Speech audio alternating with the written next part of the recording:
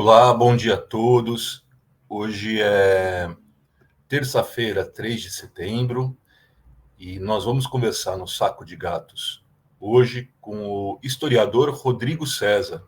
O Rodrigo tem graduação e mestrado pela Unifesp e é doutorando em História Econômica na Universidade de São Paulo. O Rodrigo tomou para si uma tarefa difícil, que é rever, do ponto de vista da história, a obra de Caio Prado. Então, logo após a vinheta, a gente conversa com o Rodrigo. Hoje, excepcionalmente, eu, João Brajal, estou apresentando aqui o Saco de Gatos, que normalmente é apresentado pela Joana Montileone. Vamos ver. Vamos em frente.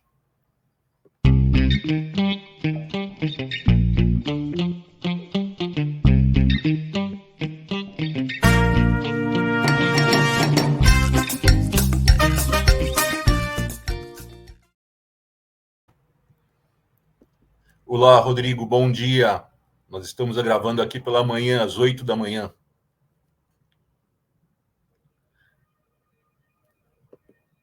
Rodrigo, eu não estou te ouvindo. Tem razão, João. Bom dia. Acabei de abrir o microfone aqui. Tudo bem? Tudo bom? Tudo bom. Rodrigo, me conta como nasceu como você se deu essa tarefa árdua de pesquisar uma obra tão grande, tão importante quanto a do Caio Prado. Bom, João, foi um caminho um pouco longo até chegar a esse trabalho. Na verdade, ele acaba condensando cerca de, deixa eu pensar aqui, 7 anos de pesquisa. Eu cheguei ao estudo da obra do Caio Prado Júnior bem no início da minha graduação, a partir do interesse em descobrir o que era o Brasil colonial. E fui descobrindo que existia uma bibliografia bem extensa, um debate historiográfico bem extenso sobre o que era o Brasil, né? Se era capitalista, se não era capitalista, o que tinha a ver com a formação do capitalismo nas metrópoles, né? E me deparei com a obra de vários autores marxistas brasileiros e descobri, né, começando assim a conhecer um pouco da historiografia brasileira, o debate marxista que existia em relação a isso. Minha intenção inicial era comparar nesse debate as obras do Caio Prado Júnior e do Nelson Werneck Sodré. E por motivos acadêmicos, né, num projeto de pesquisa de iniciação científica, fui orientado a selecionar um dos dois para fazer uma pesquisa inicial. E aí, então, eu pensei em estudar o Caio Prado Júnior e especificamente o conceito de desenvolvimento do Caio Prado Júnior. Então, esse foi o meu primeiro projeto de pesquisa na iniciação científica. Nesse caso, eu estudei as obras do Caio Prado Júnior nos anos 60, né? Principalmente a Revolução Brasileira, e escrita em 66, né, publicada em 66, e História e Desenvolvimento, de 68, que foi uma tese que ele elaborou para concorrer à Cátedra de História da Civilização Brasileira, lá na USP, substituindo Sérgio Buarque de Holanda, né, que havia se aposentado. Depois disso, de estudar essas duas obras nos anos 60, eu continuei com o tema do conceito de desenvolvimento no Caio Prado Júnior e escrevi um trabalho de conclusão de curso, só que agora analisando as obras dele dos anos 50, principalmente Esboço dos Fundamentos da Teoria Econômica, que é de 1957, e Diretrizes para uma Política Econômica Brasileira, que é de 1954. Nesse segundo caso, foi a tese com a qual ele concorreu a um concurso para ser professor de Economia Política na Faculdade de Direito da USP, onde ele havia se formado como bacharel em Direito em 1928.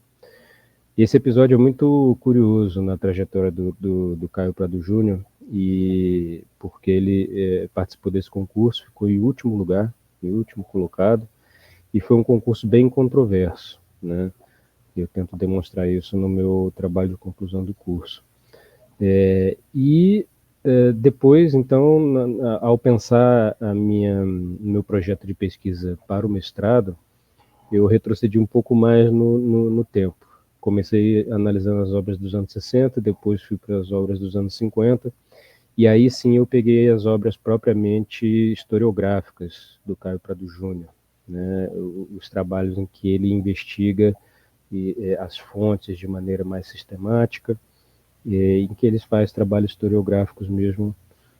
E aí, então, né, nesse meu trabalho de dissertação no mestrado, que agora está sendo publicado em livro, eu estudo principalmente 3 obras dele, que é Evolução Política do Brasil, de 33, Formação do Brasil Contemporâneo, Colônia, que é de 1942, e História Econômica do Brasil, que é de 1945. E dessa vez agora o conceito de desenvolvimento não é o meu foco principal. Eu trabalho com uma outra problemática, que é justamente a maneira como o Caio Prado Júnior enfrenta e tenta resolver uma tensão permanente que existe na história, que é essa tensão entre história e teoria, ou seja, não dá para fazer história sem teoria, mas enquanto a história se remete ao específico, ao particular, ao singular, né, à contingência, então está sempre sujeita a essas forças, a teoria se remete ao universal, se repete, ao que é sincrônico, e como eu havia dito, né, existe aí uma tensão. E esse conceito eu tomo emprestado da historiadora Márcia Barbosa Mansor da Lécio, que infelizmente não está mais conosco. Ela foi minha orientadora em toda essa trajetória de pesquisa.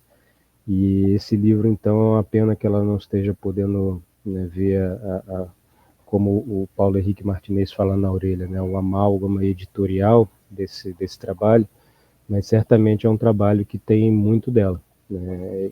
Essa problemática é justamente a partir de um estudo que ela fez sobre essa tensão entre a história e a teoria, uma tensão que atravessa toda a história da historiografia mundial. Conta um pouco da sua relação, vamos aproveitar aqui para prestar uma homenagem para a professora Márcia, da sua relação com ela. Ela, pelo que eu li e conversei, ela tem fama de ter sido uma orientadora muito delicada, mas também muito rigorosa, não é? É incrível como ela conseguia juntar essas duas coisas.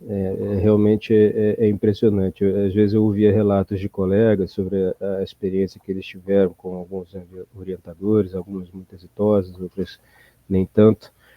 E a cada relato eu me sentia muito privilegiado de poder ser orientado pela professora Márcia, porque ao mesmo tempo em que ela me dava bastante liberdade para pensar os problemas de pesquisa, selecionar fontes, bibliografia, abordagens, ela nunca deixava de manifestar seu contentamento ou descontentamento com alguma perspectiva, com alguma hipótese, mas ao mesmo tempo falando, olha, a pesquisa é sua, né? Faça, se você está convicto do que você está defendendo, tal, então vá em frente, elabora, né? Fundamenta, né? Mas eu acho isso, né? Então isso da parte dela foi assim muito rico, porque me permitiu ter a liberdade de enfrentar e encarar diversos problemas da pesquisa, que foram fundamentais para o meu crescimento como pesquisador, como historiador, né? E sempre voltando a ela para trazer as questões que eu vinha encontrando na pesquisa. E uma das coisas que eu não me esqueço muito, não me esqueço nunca, que eu tinha uma tendência muito grande a querer abraçar o mundo, né, com a minha pesquisa. Então, eu estava estudando Caio Prado Júnior e parecia que eu estava querendo explicar o capitalismo mundial de uma perspectiva assim. Então, sempre querendo fazer relações, às vezes com coisas que pareciam distantes, e aí eu tentava demonstrar que tinha relação com o que eu estava estudando. E aí perguntei para ela, mas isso aí pode ser um problema, né, professora? Porque talvez eu possa fugir do meu tema, fugir do meu objeto e ficar viajando na maionese com coisas que não tem nada a ver, né? Ela falou, olha, existe esse risco, sim, mas o que é mais importante é você se agarrar ao seu objeto. Se você sabe bem qual é o seu objeto de pesquisa, se você delimitou bem o que ele significa, se você construiu bem esse objeto, você pode sair passeando por aí, desde que você se mantenha bem abraçadinho com ele. Abraça o seu objeto e vai passeando por outras áreas, por outras questões, só que nunca esquecendo ele de lado. Se você se perder do seu objeto, aí sim existe um risco. Senão, você só tem a ganhar. Então, isso eu guardo comigo até hoje. Então, meu objeto de pesquisa é meu ursinho de pelúcia que eu carrego para tudo quanto é canto. Né? Rodrigo, me conta uma coisa. Além das obras do Caio Prado, você buscou outras fontes? Documentais? Você conduziu entrevistas? Como foi o trabalho de pesquisa? Sim, eu busquei outras fontes. Eu havia dito, né? Foram esses 3 livros as minhas fontes principais. Agora, tanto do Caio Prado Júnior quanto de outros autores, eu também busquei. Então, correspondências do Caio Prado Júnior, outras obras que o Caio Prado Júnior produziu, notas, cadernos, às vezes até mesmo marcações em texto. E, para além do que o Caio Prado Júnior escreveu, também tem, né, uma série de autores contemporâneos do Caio Prado Júnior, então tem também correspondências que o Caio Prado Júnior trocou com outros autores a respeito de suas obras, críticas da recepção da obra do Caio Prado Júnior à época em que foram publicadas, legislação, fontes que não se delimitam só ao período que está indicado no título da obra, né, que é de 1929 a 1945. Por que isso? Porque eu faço 2 movimentos. Primeiro, já no primeiro capítulo do livro, eu estudo um pouco da fortuna da obra do Caio Prado Júnior no final do século XX, né? Como é que a obra do Caio Prado Júnior foi lida a partir do momento que ela foi mais sistematicamente estudada, né? Então, desde que o Caio Prado Júnior publicou, ele foi lido, foi comentado, foi debatido. Mas, de um ponto de vista de estudos historiográficos mesmo, isso é um fenômeno que começa a partir dos anos 80 e ganha ênfase mesmo a partir do final dos anos 90, começo dos anos 2000. Então, nesse primeiro capítulo, um dos itens que eu estudo nessa investigação, um pouco sobre a fortuna da obra do Caio Prado Júnior no final do século XX no Brasil, eu trato de alguns autores utilizando esses comentários sobre a obra do Caio Prado Júnior, não apenas como bibliografia, mas como fonte também, tentando compreender um pouco a historiografia do tempo presente. Né? Então, algumas dessas obras eu também compreendo como fonte nesse momento, e não apenas como historiografia. Tanto brasileiros como, né, estrangeiros, porque eu busco situar também a obra do Caio Prado Júnior na história desse problema que eu havia dito, dessa tensão entre história e teoria. Né? Então, como essa discussão estava acontecendo no final do século XX e como que a obra do Caio Prado Júnior foi lida e a influência que ela tem na historiografia brasileira. E um outro elemento, um outro movimento que eu faço, aí já é no segundo capítulo do livro, que é situar a obra do Caio Prado Júnior no âmbito da historiografia em geral e da historiografia econômica em particular. Então, eu investigo como era a historiografia antes do surgimento da economia política como disciplina, o momento em que a historiografia econômica propriamente passa a ser produzida, ou seja, quando que a economia passa a ser uma esfera da existência que é incorporada nas preocupações dos historiadores. E aí, quando eu digo historiadores, não apenas os historiadores profissionais de formação, mas todo mundo que se debruça sobre a história e tenta produzir uma narrativa sobre o passado. Então, feito esse estudo, assim, se a gente pode chamar desse jeito, mas esse breve panorama da história da historiografia econômica, eu estudo alguns autores como fontes também. Então, desde o Adam Smith para falar do surgimento da economia política, passando por Marx e por outros autores lá fora e também no Brasil, para entender o lugar da obra do Caio Prado Júnior também na historiografia econômica brasileira.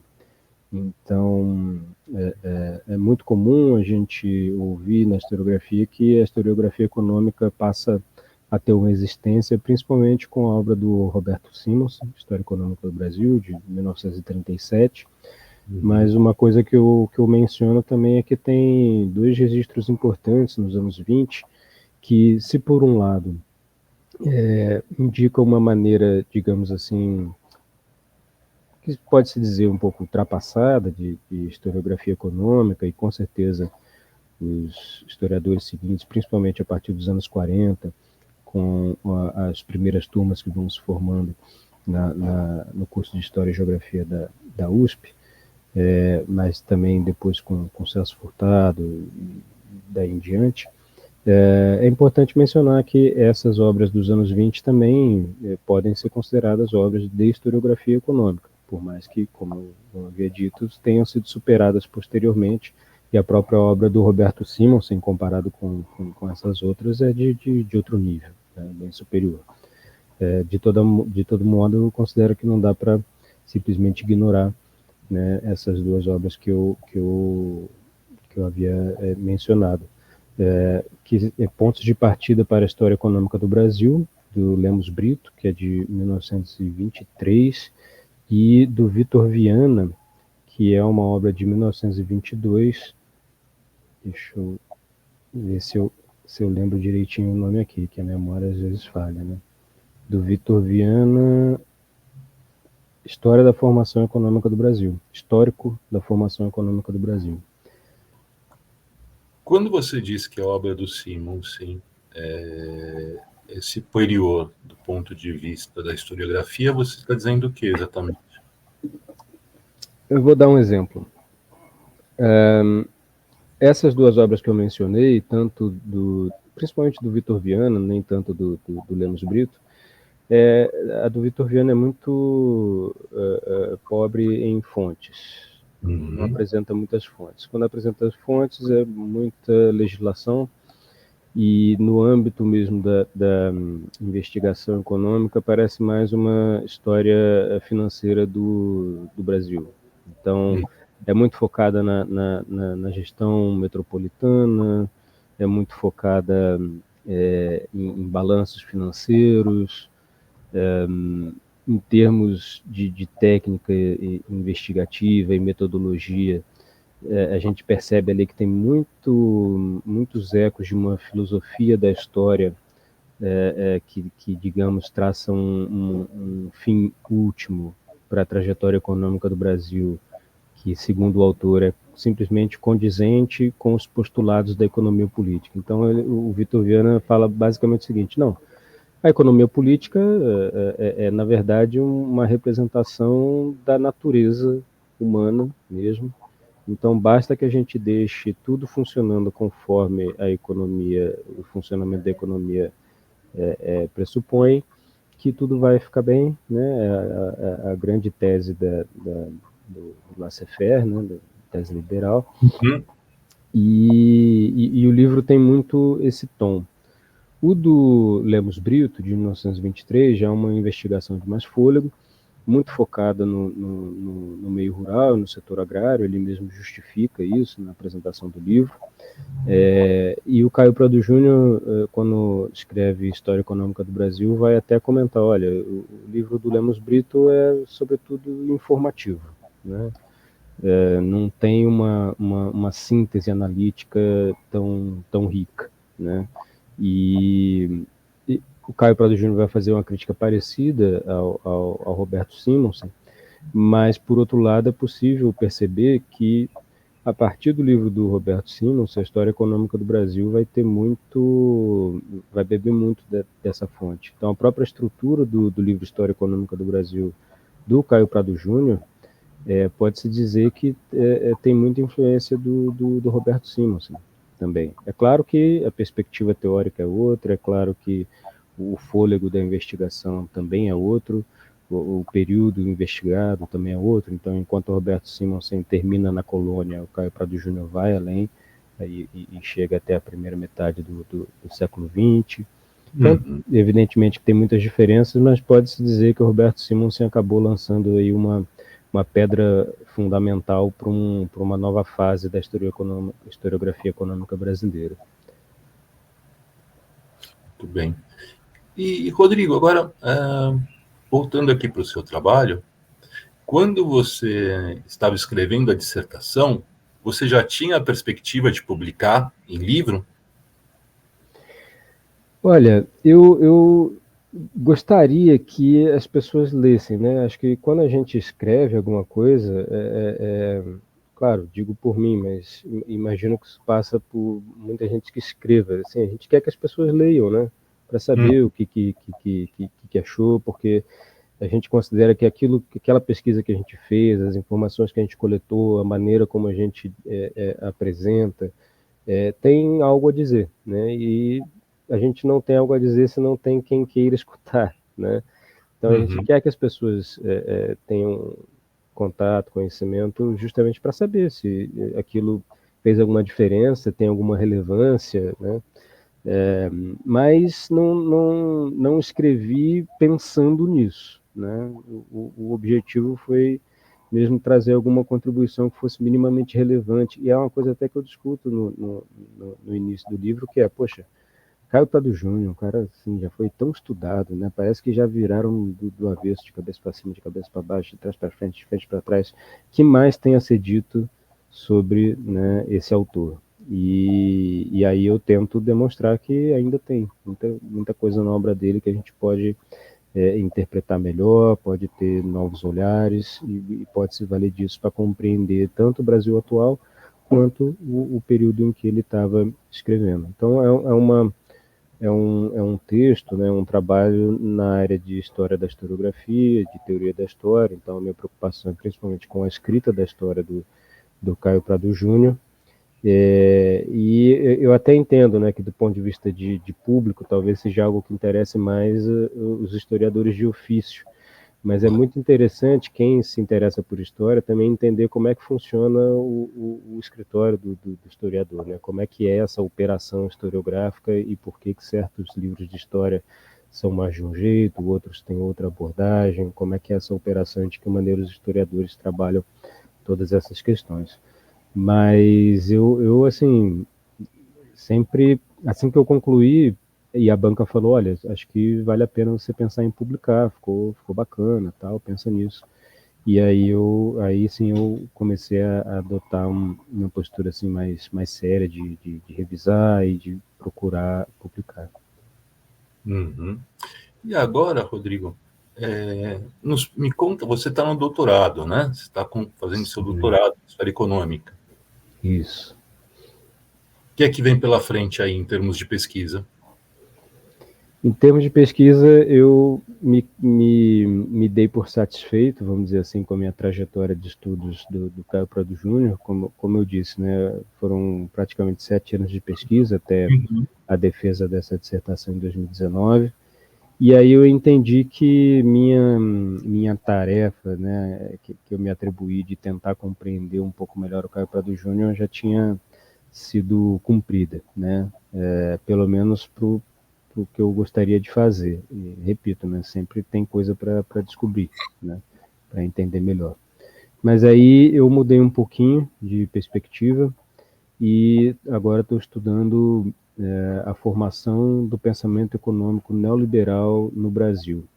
Então, eu fui para a área da história do pensamento econômico e estou estudando o final do século XX no Brasil para entender como é que o desenvolvimentismo perdeu hegemonia e como é que o pensamento econômico neoliberal passou a ser dominante no final do século XX. O período que eu estudo é de 1979 até 2002, e a grande questão que orienta a minha pesquisa é justamente essa que eu comentei, né? Por que o desenvolvimentismo entrou em declínio e o neoliberalismo em ascensão nesse período, e tentando buscar uma explicação, né? Uma hipótese central que não é da simples absorção de uma tendência internacional. Isso já estava acontecendo no mundo, a economia política do desenvolvimento vinha perdendo força, mas a minha hipótese é de que existiam questões, contextos, forças históricas, econômicas, políticas e culturais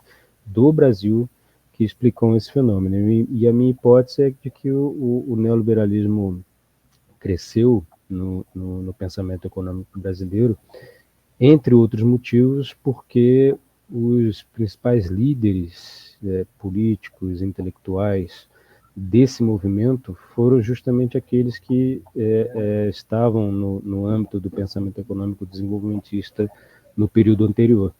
Então, o fato de ter uma figura, por exemplo, como Fernando Henrique Cardoso, que foi exilado durante a ditadura, que tinha uma trajetória considerada de esquerda, que vinha fazendo a defesa da democracia no momento em que a luta pela democracia, pelas diretas já, tudo isso estava se fortalecendo. O fato dele ter apoiado o Lula no segundo turno contra o Collor, tudo isso trazia uma imagem, né, para essas lideranças e na figura do FHC com bastante ênfase, que colocavam um verniz muito diferente do que eram as figuras neoliberais de grande destaque internacionalmente.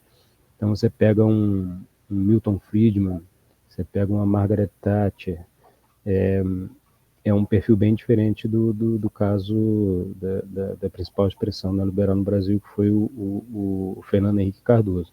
Agora, tem toda uma turma, né? Esse meu trabalho eu não estou focando no FHC. A minha hipótese é de que existem 3 núcleos que valem a pena estudar mais a fundo. Chamo de núcleo por falta de outra palavra mais apropriada, que é, primeiro, e que eu estou chamando aqui de alguma forma de herdeiros do Eugênio Goudin, que fica no Rio e gira em torno do Roberto Campos e do Mário Henrique Simonsen. Um outro grupo que estou chamando assim de grupo paulista, mas que é de alguns egressos da turma da Unicamp. Então você tem o José Serra e o Paulo Renato, tem aí também o Bresser Pereira, da Fundação Getúlio Vargas, e o FHC. Então esse núcleo que eu estou chamando de núcleo paulista, digamos, tornou-se depois o embrião que formou o PSDB, né? E um terceiro núcleo que é o pessoal do Departamento de Economia da PUC-Rio. E aí tem desde uma geração anterior, como Pedro Malan, né, que foi desenvolvimentista também, e digamos, teve uma inflexão, quanto uma geração posterior, que é o caso do Armínio Fraga e do Gustavo Franco, né? Então eu identifico esses 3 núcleos. Claro, tem uma série de nomes que acabam ficando de fora desse recorte inicial, e isso até é uma questão metodológica que eu preciso enfrentar, que é, para compreender um quadro mais amplo do pensamento econômico, eu não posso ficar restrito a alguns economistas. Então tem toda uma massa crítica de pessoas que não têm, digamos assim, tanta projeção, mas que influenciam bastante o pensamento econômico, principalmente quem escreve na imprensa de grande circulação. Por outro lado, né, é amplo demais para dar conta num projeto de pesquisa de doutorado, fazer um estudo mais pormenorizado de alguns economistas e intelectuais que pensaram a economia, e, além disso, fazer um estudo mais amplo também de outras fontes e outras formas de abordar o pensamento econômico. Ainda estou pensando bem, assim, como selecionar bastante as fontes para conseguir dar conta desse desafio metodológico, mas comecei um pouco com essa delimitação dos núcleos de pensamento. Assim. Está escolhendo direitinho qual vai ser o seu ursinho de pelúcia, qual se agarrar, né, Rodrigo? Exatamente, esse meu ursinho de pelúcia ainda está sendo costurado. Tá ótimo. Rodrigo, a gente vai ter um lançamento do seu livro na Editora Alameda, na 13 de maio, na semana que vem, não é isso? Isso mesmo, dia 10. Nosso programa aqui, ele tem o formato de podcast, né? De videocast. Ele também vai ao ar pelo Spotify, Applecast. Então ele é curtinho, né? Uhum. Eu ia pedir para você aproveitar esses minutos finais aqui para convidar as pessoas para o lançamento. Opa, estejam lá, então, na rua 13 de Maio, ali no Bexiga, também conhecido como Bela Vista. Lá na sede da editora Alameda vai ter o lançamento do meu livro, História e Economia, Caio Prado Júnior, 1929 a 1945. Vai ser no dia 10 de setembro, uma terça-feira, das 19 às 21 horas. Espero vocês lá, espero que gostem da atividade, espero que gostem do livro e se interessem cada vez mais por História e Economia, por Caio Prado Júnior, e porque justamente é uma coisa que está lá no livro, né? Para ele, o que interessava não era o passado, na verdade é o futuro, né? E acho que é isso que a gente precisa construir em tempos tão desafiadores. Ok. Rodrigo, eu agradeço muito a sua presença aqui no programa Saco de Gatos e nós nos vemos então na semana que vem, no lançamento do livro na quarta-feira que vem. Até lá, até a próxima terça-feira, né, dia 10. Terça-feira. Isso, a gente se vê lá. Agradeço bastante a editora Alameda pelo interesse em publicar esse texto e muito obrigado, João, pelo convite a participar aqui do Saco de Gatos. Até mais. Até logo.